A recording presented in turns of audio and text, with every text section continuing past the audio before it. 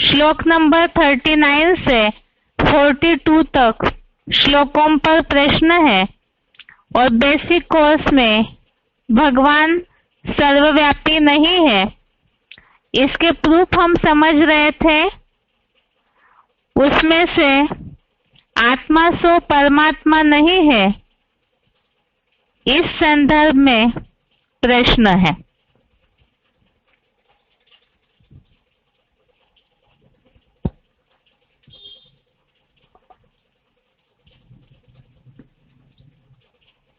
Group A का प्रश्न है, निम्नलिखित प्रश्नों के उत्तर शब्दों में बताएं।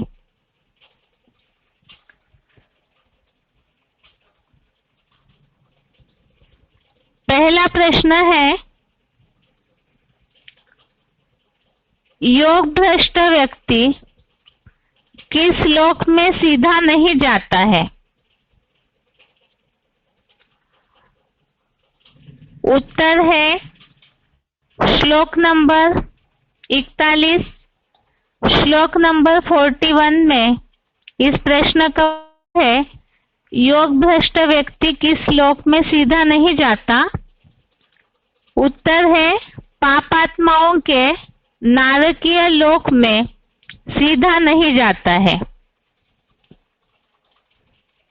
अर्थात जिनका पुरुषार्थ खंडित हो जाता है या ऐसे जो योग भ्रष्ट व्यक्ति शरीर छोड़ देते हैं, तो उनके लिए बताया कि ऐसी आत्माएं सीधा नारकीय लोक में नहीं जाते।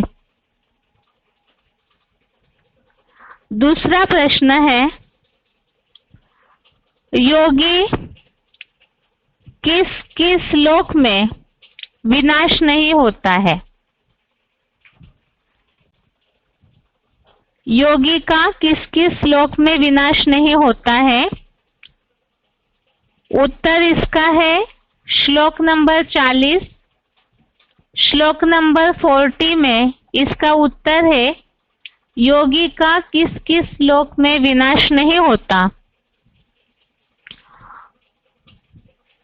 एक तो नारकीय पृथ्वी लोक और दूसरा देवलोकीय परलोक में भी।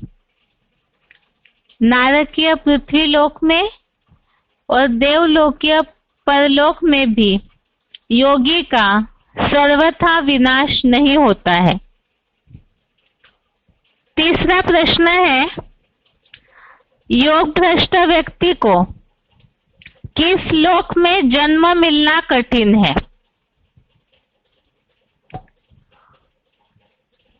उत्तर है श्लोक नंबर 42, श्लोक नंबर 42 में इसका उत्तर है,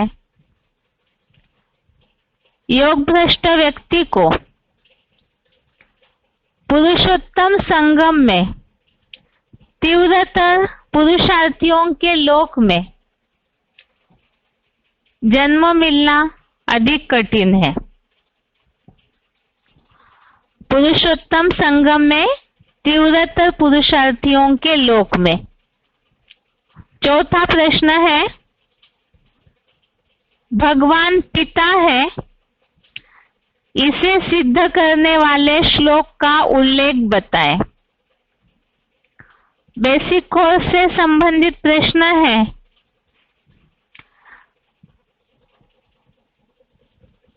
श्लोक नंबर अध्याय 14 का चौथा श्लोक, अध्याय 14 श्लोक नंबर 4, इसमें ऐसा उल्लेख आया है, अहम बीज प्रदप पिता, अर्थात मैं ज्ञान बीज दाता परम पिता हूँ।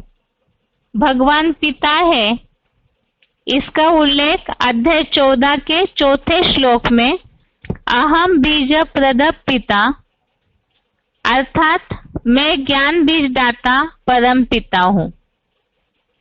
पांचवा प्रश्न है, भगवान की कौन सी संतान दुर्गति में नहीं जाती है? श्लोक नंबर 40, श्लोक नंबर 40,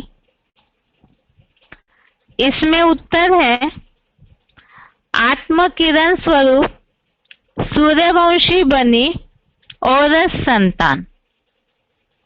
भगवान की कौन सी संतान दुर्गति में नहीं जाती? इसका उत्तर आत्म किरण स्वरूप सूर्यवंशी बनी औरस संतान।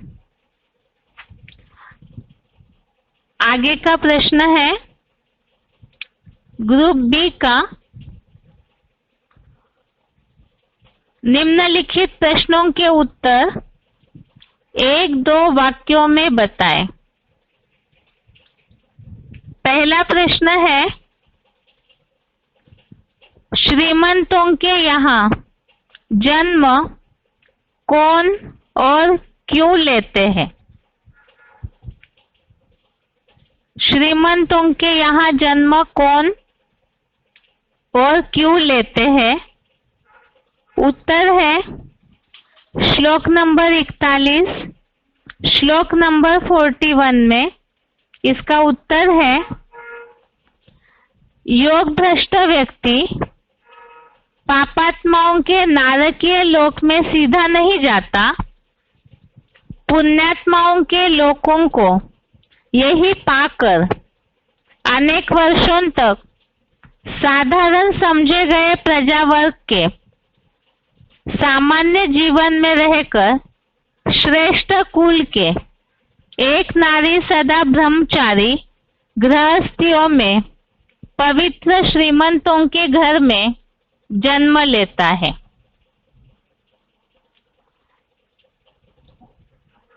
श्रीमंतों के यहाँ जन्म कौन और क्यों लेते हैं?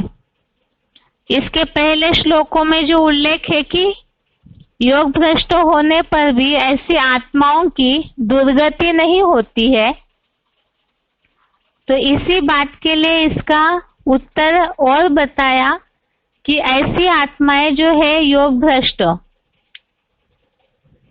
वो पुण्यात्माओं के लोकों को पाकर पवित्र श्रीमंतों के घर में जन्म लेता है। और क्यों लेते हैं? क्योंकि ऐसी आत्माएं उनकी दुर्गति नहीं होती है, तो पापात्माओं के नरक में सीधा न जाकर के वो पहले साधारण प्रजा वर्ग में ही जन्म लेकर अपना जीवन व्यतीत करते हैं।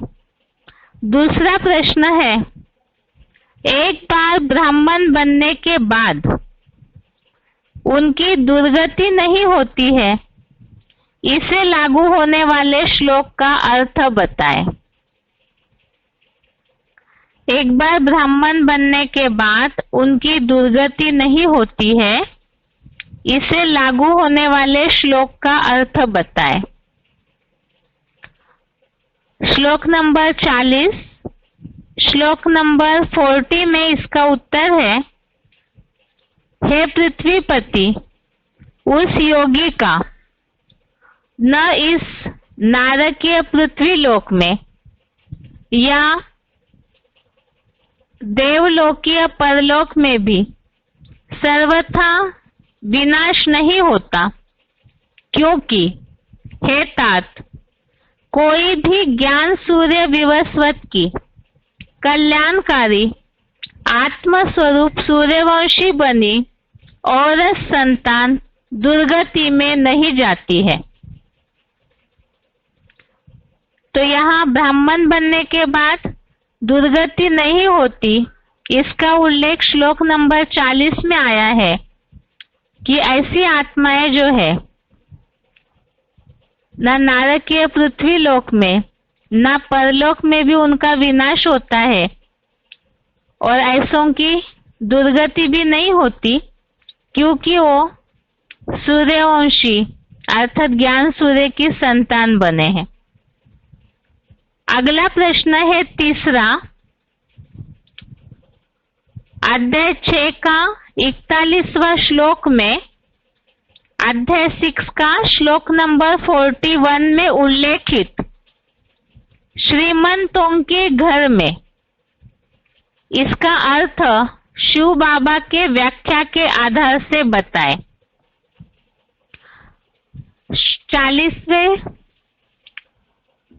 श्लोक नंबर 41वें, श्लोक नंबर 41 में जो उल्लेख आया हुआ है श्रीमताम गेहे, अर्थात श्रीमंतों के घर में जन्म होता है। तो इसका अर्थ समझने के लिए श्लोक में हमने कुछ VCDs के पॉइंट सुने थे, उसमें से प्रश्न लिया हुआ है श्रीमंतों के घर में। इसका अर्थ वार्तालाप नंबर 1737, डिस्कशन नंबर 1737 इसमें आया था। श्री अर्थात श्रेष्ठ, मंत अर्थात मान्यता, जिनकी समाज में मान्यता हो ऐसे घर में। तो इसमें और भी ऐसा उल्लेख आया था जिनकी समाज में मान्यता हो, अर्थात जो धार्मिक है, जैसे पवित्र श्रीमंतों के घर में जन्म लेते हैं, अर्थात ऐसे धार्मिक परिवारों में, सदाचारी परिवारों में जन्म होता है। आगे अगला प्रश्न है, चौथा प्रश्न है, अर्जुन अपने संशय के बारे में भगवान से क्या कहता है? इसका उत्तर श्लोक नंबर 39, श्लोक नंबर 39 में संशयों के बारे में अर्जुन ने भगवान से जो बात का उल्लेख किया है उसका उत्तर है, हे आकर्षण मूर्त, मेरे इस संदेह को जो दोबारा न उठे ऐसे पूरी तरह जड़ सहित नष्ट करने में समर्थ हो, क्योंकि ऊंचे से ऊंचे आप भगवंत जैसा इस संशय का साक्षात नाश करता आपके सिवा दूसरा संसार भर में कोई अखूट ज्ञान भंडारी नहीं मिल सकता। श्लोक नंबर 39 में अर्जुन ने संशय के बारे में ये बात भगवान से कही है कि एक भगवान ही है जो संशय को पूरा जड़ सहित पूरी तरह से नष्ट करने में समर्थ है। भगवान के अलावा संशयों का निवारण करने वाला दूसरा और कोई भी इस संसार में नहीं मिल सकता, क्योंकि एक भगवान ही है जो ज्ञान के अखूट भंडारी है। श्लोक नंबर 39 संबंधित जो पॉइंट्स हमने सुने थे उसमें इस बात का उल्लेख आया था कि भगवान ही एक है जो सागर की स्याही बनाई, जंगल के कलम बनाए, तो भी वो उनका ज्ञान खूटता नहीं है, अखूट ज्ञान है। इसीलिए भगवान ही सारे संशयों का निवारण कर सकते हैं। अगला 5वां प्रश्न है, योग भ्रष्ट व्यक्ति का श्रीमंतों के अलावा अन्य कहाँ जन्म हो सकता है? श्लोक नंबर 42, श्लोक नंबर 42 में इसका उल्लेख आया हुआ है, अथवा बुद्धिमान योगियों के लगनशील किंतु संशयालु बने ब्राह्मणों के अधूरे कुल में ही पैदा होता है, किंतु ऐसा साक्षात माहेश्वरी सूर्यवंशियों के परिवार में जो जन्म है, इस पुरुषोत्तम संगम में तीव्रतर पुरुषार्थियों के लोक में अधिक कठिन है। अगला प्रश्न है,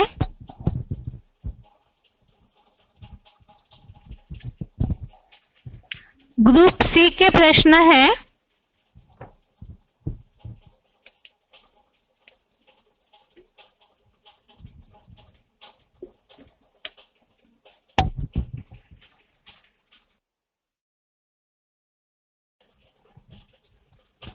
निम्नलिखित हिंदी शब्दों के श्लोक में आए हुए संस्कृत शब्द बताएं। पहला है बुद्धिमान। श्लोक नंबर 42, श्लोक नंबर 42 में शब्द आया हुआ है। बुद्धिमान का संस्कृत शब्द है धीमताम। दूसरा शब्द है पुण्यात्माओं के। श्लोक नंबर 41, श्लोक नंबर 41 पुण्यात्माओं के, इसका संस्कृत शब्द है पुण्यकृताम। तीसरा है पूरी तरह। श्लोक नंबर 39, श्लोक नंबर 39 पूरी तरह के लिए श्लोक में संस्कृत शब्द आया है अशेषतः। चौथा शब्द है कल्याणकारी। श्लोक नंबर 40, श्लोक नंबर 40 कल्याणकारी के लिए संस्कृत शब्द है कल्याणकृत। पांचवा शब्द है रहकर। श्लोक नंबर 41, श्लोक नंबर 41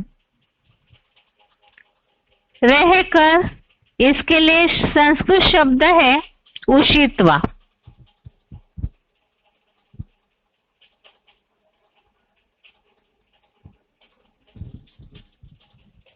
अगला प्रश्न है ग्रुप डी का। निम्नलिखित संस्कृत शब्दों के हिंदी अर्थ बताएं। पहला शब्द है छेत्तुम। श्लोक नंबर 39, श्लोक नंबर 39 छेत्तुम का हिंदी अर्थ है नष्ट करने में। दूसरा शब्द है अमूत्र। श्लोक नंबर 40, श्लोक नंबर 40 में अमूत्र, इसके लिए हिंदी अर्थ है परलोक। तीसरा है शुचि नाम। श्लोक नंबर 41, श्लोक नंबर 41 शुचि नाम, इसके लिए हिंदी अर्थ है पवित्र। चौथा है दुर्लभतरम। श्लोक नंबर 42, श्लोक नंबर 42 दुर्लभतरम, इसके लिए हिंदी अर्थ है अधिक कठिन है। पांचवा शब्द है समाह। श्लोक नंबर 41, श्लोक नंबर 41 समाह, इसके लिए हिंदी अर्थ है वर्षों तक। अगला प्रश्न है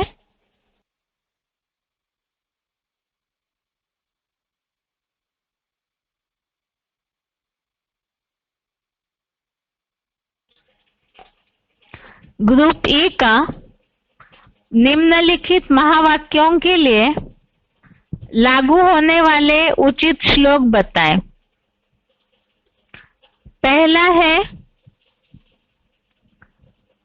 बाप कहते हैं तरीके से अगर ज्ञान में चलते हैं तो सब प्रश्नों का समाधान मिल सकता है, और देते हैं बाप तो ज्ञान सागर है। वीसीडी में आया हुआ उल्लेख है, वीसीडी नंबर 770, वीसीडी नंबर 770। एक बार प्रश्न फिर से, बाप कहते हैं तरीके से अगर ज्ञान में चलते हैं तो सब प्रश्नों का समाधान मिल सकता है, और देते हैं बाप तो ज्ञान सागर है। तो यहाँ प्रश्नों का समाधान मिलने की बात अर्थात संशयों को क्लियर करने की बात का उल्लेख है, और श्लोकों में बात आई है। श्लोक नंबर 39 में, श्लोक नंबर 39 में उल्लेख आया है कि एक भगवान ही है जो सारे संशयों का समाधान कर सकते हैं। तो ये समझाने के हिसाब से भी अच्छा है कि भगवान साकार में कार्य करते हैं और तभी ही सभी के संशयों का ज्ञान के द्वारा समाधान देते हैं। और भगवान का ज्ञान शास्त्रों में बंधा हुआ नहीं है, अनलिमिटेड है। तो इसीलिए जड़ सहित सारी समस्याओं का समाधान भगवान के द्वारा मिलता है। श्लोक है 39 नंबर का, श्लोक नंबर 39 है। एतन्मे संशयं कृष्ण छेत्तुमर्हस्य शेषतः त्वदन्यः संशयस्यास्य छेत्ता न ह्युपपद्यते। अर्थात, हे आकर्षण मूर्त, मेरे इस संदेह को जो दोबारा न उठे ऐसे पूरी तरह जड़ सहित नष्ट करने में समर्थ हो, क्योंकि ऊंचे से ऊंचे आप भगवंत जैसा इस संशय का साक्षात नाश करता आपके सिवा दूसरा संसार भर में कोई अखूट ज्ञान भंडारी नहीं मिल सकता। दूसरा प्रश्न है, अव्यक्तवाणी का पॉइंट है। अव्यक्तवाणी तारीख 13 मार्च 69, अव्यक्तवाणी डेट 13 मार्च 1969। पॉइंट है, अच्छी अवस्था वाले हैं, ब्राह्मण कुल में मरते हैं तो उच्च कुल में जाए जन्म लेते हैं, कुछ जलवा दिखाते हैं। पॉइंट फिर से, अच्छी अवस्था वाले हैं, ब्राह्मण कुल में मरते हैं तो उच्च कुल में जाए जन्म लेते हैं, कुछ जलवा दिखाते हैं। श्लोक नंबर 41, श्लोक नंबर 41 में इस बात का उल्लेख आया है कि जो शरीर छोड़ देते हैं तो ऐसी आत्माएं, उनकी दुर्गति नहीं होती, क्योंकि ज्ञान लिया है, पुरुषार्थ किया है। जो उल्लेख आया ब्राह्मण कुल में मरते हैं, तो पुरुषार्थी जीवन में अगर ऐसे होता है तो ऐसों की दुर्गति नहीं होगी, क्योंकि ज्ञान लिया है तो जाकर के उच्च कुल में जन्म लेते हैं। श्लोक में उल्लेख आया है, पवित्र श्रीमंतों के घर में जन्म लेते हैं। श्लोक नंबर 41, श्लोक नंबर 41 है, प्राप्य पुण्य कृताम लोकान उषित्वा शाश्वती समाः शुचि नाम श्रीमताम गेहे योग भ्रष्टोभिजायते। अर्थात, योग भ्रष्ट व्यक्ति पापात्माओं के नारकीय लोक में सीधा नहीं जाता। पुण्यात्माओं के लोकों को यही पाकर अनेक वर्षों तक साधारण समझे गए प्रजावर्ग के सामान्य जीवन में रहकर श्रेष्ठ कुल के एक नारी सदा ब्रह्मचारी गृहस्थियों में पवित्र श्रीमंतों के घर में जन्म लेता है। जहाँ उल्लेख आया है श्लोक में पवित्र श्रीमंतों के घर में, और पॉइंट में उल्लेख आया है उच्च कुल में जाए जन्म लेते हैं। अगला तीसरा प्रश्न है, VCD number 1367, VCD number 1367। Point है, बाप भी कहते हैं एक बार ज्ञान सुना है तो माया कितना भी भुलावे। एक बार बाप के सन्मुख आकर ज्ञान सुना तो क्या बात पक्की हो जाती है। ऐसे बच्चे स्वर्ग में जरूर आवेंगे, बाकी पद नहीं पा सकेंगे। प्रश्न फिर से, वीसीडी नंबर 1367 का वाक्य है, बाप भी कहते हैं एक बार ज्ञान सुना है तो माया कितना भी भुलावे। एक बार बाप के सन्मुख आकर ज्ञान सुना तो क्या बात पक्की हो जाती है? ऐसे बच्चे स्वर्ग में जरूर आवेंगे। तो एक बार ब्राह्मण बने, ज्ञान सुन लिया, तो ऐसी आत्माओं की दुर्गति नहीं होती है। जो श्लोक में उल्लेख आया है, नारकीय पृथ्वीलोक या परलोक में भी ऐसों का विनाश नहीं होता है, तो स्वर्ग में तो जरूर आएंगे। ये उल्लेख है श्लोक नंबर 40 में, श्लोक नंबर 40 में कि ज्ञान लिया, ब्राह्मण बन गए, ज्ञान सूर्य की संतान बन गए, तो ऐसी जो संतान है उनकी दुर्गति नहीं हो सकती है। अर्जुन के प्रश्न पर भगवान ने जो उत्तर दिया है वो श्लोक नंबर 40, श्लोक नंबर 40 में इसका उत्तर है। इसके पहले जो अर्जुन श्लोकों में प्रश्न पूछ रहे हैं, योग भ्रष्ट हो जाते हैं, पुरुषार्थ छोड़ देते हैं, ऐसी आत्माएं नष्ट तो नहीं होती है कहीं, क्या गति हो जाती है? तो उसका उत्तर भगवान ने दिया श्लोक नंबर 40 में। श्री भगवान उवाच पार्थ नैवेह नामुत्र विनाशस्तस्य विद्यते नहि कल्याण कृत कश्चित दुर्गतिम तात गच्छति। अर्थात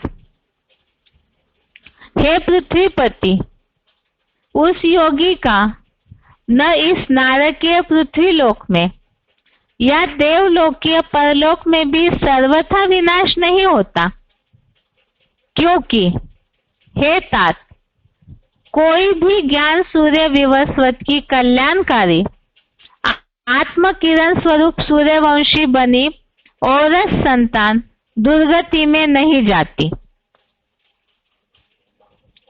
आगे है बेसिक कोर्स संबंधित प्रश्न है। संक्षेप में उत्तर बताने के लिए पहला प्रश्न है, यदि आत्मा सो परमात्मा है तो फिर भगवान का पिता का संबंध कैसे सिद्ध होगा? इसे लागू होने वाले उचित श्लोक बताएं। बेसिक कोर्स में टॉपिक चल रहा था भगवान सर्वव्यापी नहीं है। इस बात को समझने के लिए एक जो प्रचलित मान्यता है, आत्मा सो परमात्मा है, अर्थात सभी आत्माएं ही परमात्मा का स्वरूप है, ऐसे समझते हैं। लेकिन ये मान्यता किस तरह से गलत है, इसे समझने के लिए ही हमने इस टॉपिक को समझा था। यदि सारी आत्माएं ही परमात्मा का स्वरूप है, तो फिर जो कहा जाता है, एक तरफ कहते हैं परमात्मा भगवान हमारे परम पिता है, और दूसरी तरफ कहते हैं आत्मा सो परमात्मा। अब यदि आत्मा ही परमात्मा है तो कौन बाप है और कौन संतान है? क्योंकि अगर सभी की आत्मा ही परमात्मा का स्वरूप है, आत्मा सो परमात्मा है, तो बाप और संतान का भेद कैसे करेंगे? क्योंकि इसके लिए तो दो व्यक्तित्व चाहिए, और स्वयं ही आत्मा ही परमात्मा है, तो स्वयं ही स्वयं के बाप कैसे हो सकते हैं? और इसे समझने के लिए ही भगवत गीता में तो भगवान ने कहा है कि वो भगवान जो है वो परम पिता है, सभी के पिता है। इसे समझने के लिए 14वें अध्याय का 4थे श्लोक में उल्लेख है। अध्याय 14 का श्लोक नंबर 4, अहम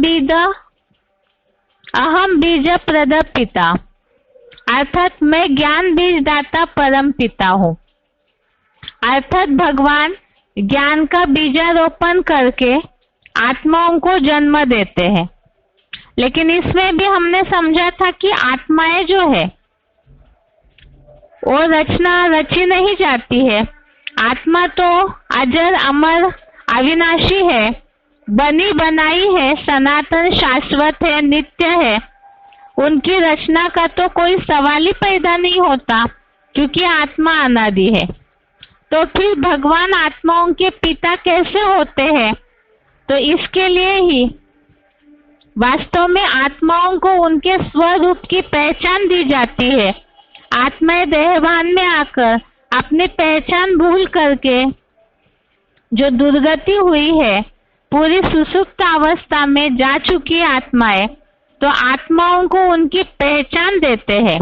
और वो पहचान जो है, जो समझ दी जाती है, वो समझ ही वास्तव में ज्ञान है। और ऐसे ज्ञान का बीज परम पिता बोते हैं। तो इसके लिए बोला ज्ञान बीज दाता परम पिता है। और वो ज्ञान का बीज डालते भी कैसे है? तो उसके लिए ही 14वें अध्याय का 3रा श्लोक, अध्याय 14 का श्लोक नंबर 3 में उल्लेख आया है, मम योनि महद ब्रह्म तस्मिन् गर्भम दधाम्यहम्। अर्थात जो महत ब्रह्म है, उनके द्वारा ज्ञान का गर्भ डालते हैं और उसके बाद फिर सारे प्राणियों की उत्पत्ति होती है। अर्थात उस महत ब्रह्म के द्वारा फिर सारे प्राणियों की उत्पत्ति होना, अर्थात सभी को, आत्माओं को अपने ज्ञान की समझ, स्वरूप की पहचान मिल जाती है। और इस तरह परम पिता सभी आत्माओं के ज्ञान बीज दाता है, इसीलिए ही परम पिता है। उसके आगे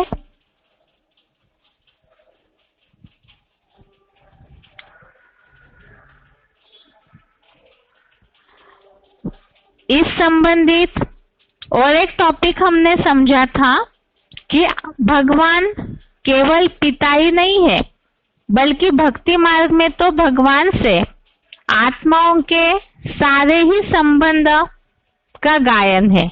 जैसे कि गाया जाता है, त्वमेव माता च पिता त्वमेव बंधु च सखा त्वमेव। अर्थात भगवान सारे संबंधों से ही आत्माओं के रिश्ता संबंधी है। अब यदि आत्मा सो परमात्मा है, तो संबंध जोड़ने के लिए तो दो व्यक्तियों की, दो पर्सनालिटी की आवश्यकता है। और भगवान जहाँ सारे संबंधी है आत्माओं के, तो जरूर कोई अलग व्यक्तित्व होना चाहिए। यदि आत्मा सो परमात्मा है, तो स्वयं ही स्वयं से सारे संबंध कैसे जोड़ सकते हैं? और भगवान सारे संबंधों से ही आत्माओं के साथ संबंधी है। इसका भक्ति मार्ग में जिस तरह उल्लेख है, त्वमेव माताश्च पिताश्च के रूप में, त्वमेव बंधु सखा त्वमेव, ऐसे सारे संबंध जो गाए जाते हैं, इसका उल्लेख ही भगवत गीता में भी आया हुआ है कि भगवान सब अनेक संबंधों से आत्माओं के संबंधी है।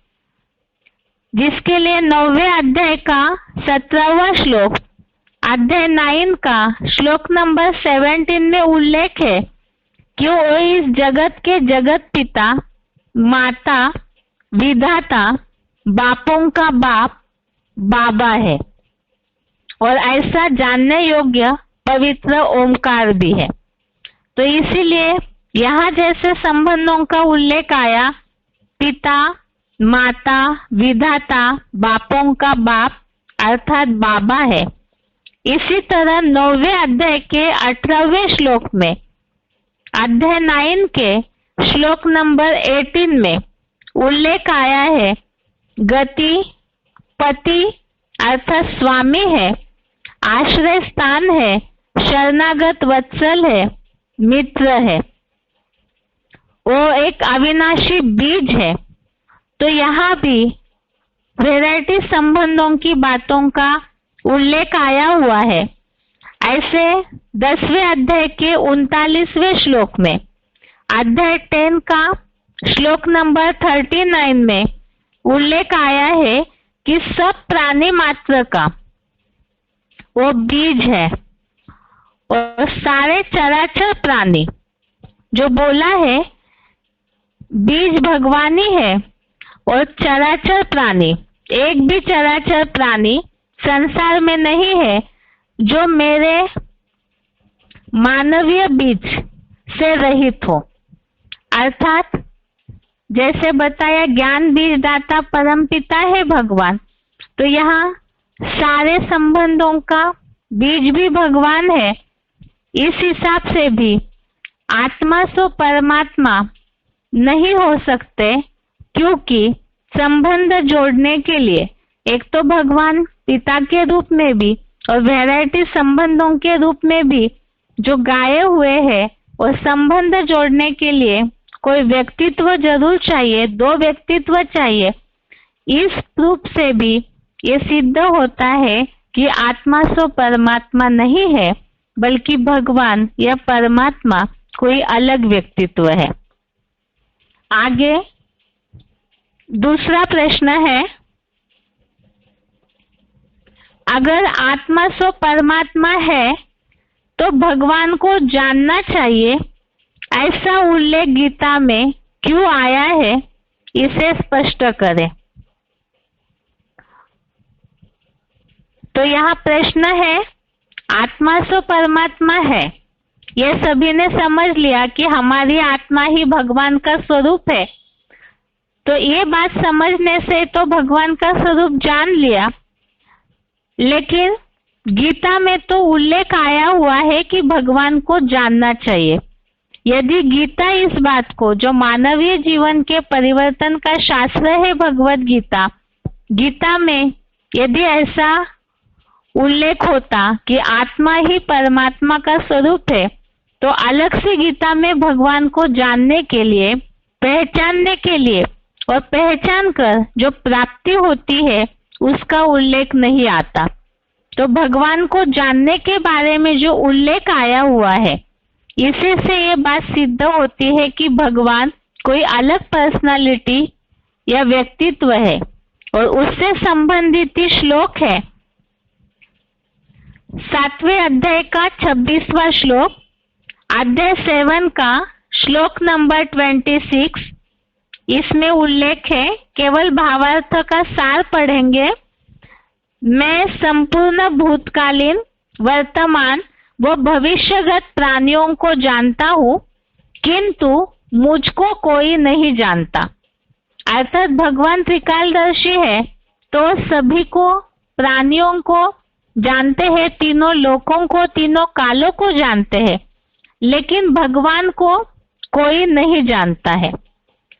9वें अध्याय का 11वां श्लोक, अध्याय 9 का श्लोक नंबर 11, इसमें उल्लेख आया है, मूर्ख लोग आदम अर्जुन के साधारण मानवीय और मुकर्रर शरीर का आधार लेने वाले मुझ प्राणियों के महेश्वर की अवज्ञा करते हैं, मेरे श्रेष्ठतम परमात्मा भाव को भी पूरी तरह नहीं जानते हैं। तो इसमें भी उल्लेख आया है कि भगवान को जो मूर्ख लोग हैं, कम बुद्धि वाले हैं, कलयुग अंत में तो सभी तामसी बन जाते हैं, तो ऐसी आत्माएं परमात्मा को जानते नहीं है, परमात्मा भाव को जानते नहीं है। और 7वें अध्याय का 3रा श्लोक, अध्याय 7 का श्लोक नंबर 3 में उल्लेख आया है, हजारों मनुष्य आत्माओं में कोई एक सिद्धि के लिए यत्न करता है, यत्न करता सिद्धों में भी मुझको कोई यथार्थ रीति जानता है। तो इसमें भी उल्लेख आया है कि बहुत ऐसे हजारों लोग हैं, उनमें से कोई ही भगवान को पाने के लिए यत्न अर्थात प्रयत्न करते हैं, पुरुषार्थ करते हैं, और उनमें से भी कोई ही यथार्थ रीति जान पाते हैं। यदि भगवान सर्वव्यापी है और उससे जुड़ी हुई यह मान्यता आत्मा सो परमात्मा है, यदि बात सही होती, तो फिर गीता में जो उल्लेख आया है कि कोई ही मुझे यथार्थ रीति जानते हैं, तो ऐसा उल्लेख न आया होता। कोई ही जानते हैं अर्थात ही आत्मा से परमात्मा नहीं हो सकते, क्योंकि अगर ये मान्यता होती कि भगवान सर्वव्यापी है, सभी भगवान के स्वरूप है, तो सभी ने इस बात को जान लिया, भगवान के स्वरूप को पहचान लिया। लेकिन ऐसा है नहीं, आत्मा सो परमात्मा है नहीं। इसीलिए ही भगवान ने इस बात का उल्लेख किया है भगवत गीता में कि कोई कोई ही यथार्थ रीति भगवान को जान पाते हैं। और ऐसे ही गीता में और भी श्लोक आए हैं भगवान को जानने और जानने के बाद उससे होने वाली परम प्राप्ति का उल्लेख के लिए 10वें अध्याय का 3, 7वां श्लोक, अध्याय 10 का श्लोक नंबर 3, श्लोक नंबर 7, चौथे अध्याय का 9 और 35वां श्लोक, अध्याय 4 का श्लोक नंबर 9, श्लोक नंबर 35 और 7वें अध्याय का 3 श्लोक, अध्याय 7 का श्लोक नंबर 30। और इन सब बातों से ही ये जो श्लोकों में भगवान को जानने का उल्लेख आया है, इससे ही सिद्ध होता है भगवान कोई एक व्यक्तित्व, एक पर्सनालिटी है जिनको जाना जाता है, अर्थात सभी आत्माएं परमात्मा का स्वरूप नहीं है।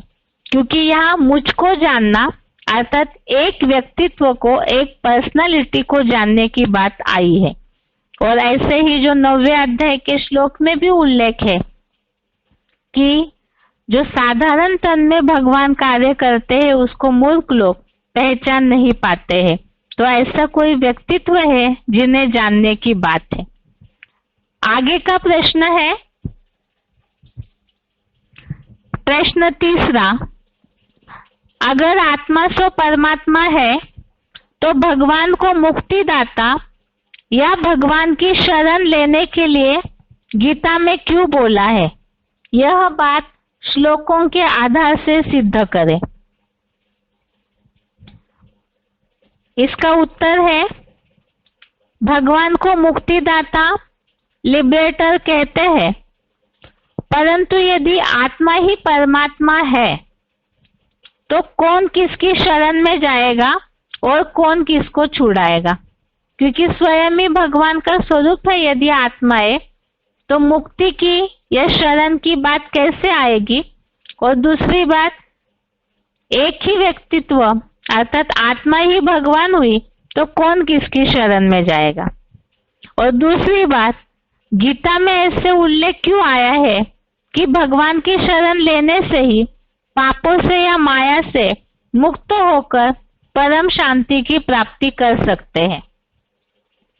इसमें खास बात, कलयुग के अंत में तो सारी आत्माएं बंधन में है, दुखी, अशांत है, जरा, जन्म, मरण, इस बंधन में फंसे हुए हैं, उसके कारण अशांत होते हैं, ये भी बात है। और दूसरी बात, जो गीता के 18वें अध्याय के 66वें श्लोक में, अध्याय 18 के श्लोक नंबर 66 में ये उल्लेख आया है, सभी धर्मों का पूरा त्याग कर मुझ एक की शरण में जा, मैं तुझे सब पापों से मुक्त कर दूंगा, तू शोक मत कर। तो यहाँ जो उल्लेख आया है कि सारे धर्मों का त्याग कर एक भगवान की शरण में जाने से ही पापों से मुक्ति हो जाती है, तो जरूर आत्माएं जो देखने में आता है कि दुखी, अशांत है, तभी भगवान ने मुक्ति का रास्ता बताया है। यदि आत्माएं ही भगवान का स्वरूप है तो मुक्ति की बात ही नहीं आती। ऐसे ही 7वें अध्याय का 14वां श्लोक, अध्याय 7 का श्लोक नंबर 14 में जो उल्लेख आया है, निश्चय ही यह मेरे त्रिगुणमयी दैवी माया को पार करना कठिन है, जो मेरी ही शरण लेते हैं वे इस माया को पार कर जाते हैं। और 18वें अध्याय के 62 श्लोक नंबर 62 में, अध्याय 18 के 62 नंबर श्लोक में उल्लेख आया है, उसको ही जानकर पूर्ण भाव से शरण में चला जा। उसकी प्रसन्नता से परम श्रेष्ठ शांति और चिरकालीन परम पद को प्राप्त करेगा। तो यहाँ प्राप्ति की भी बात आई कि भगवान की शरण में जाने से दुख अशांति से मुक्ति और परम पद की प्राप्ति हो जाती है। तो इन सब उल्लेखों से ये बात सिद्ध होती है कि शरण में जाने के लिए कोई व्यक्तित्व है, भगवान पर्सनालिटी है जिनकी शरण में जाना है, और आत्माएं तो परमात्मा का स्वरूप होती, तो उनमें दुख अशांति की तो बात ही नहीं आनी चाहिए, जिसे हमने पहले भी प्रूफ के साथ समझा है। भगवान जो कि गुणों के सागर है, शांति के सागर है, तो आत्माएं दुखी अशांत नहीं होती। और इन सब बातों से ही ये सिद्ध होता है कि आत्मा सो परमात्मा नहीं है। ये है श्लोक टेस्ट नंबर 55 के प्रश्नों के उत्तर। इसके साथ ही आज के लिए गीता क्लास यह पूरा होता है। ओम शांति।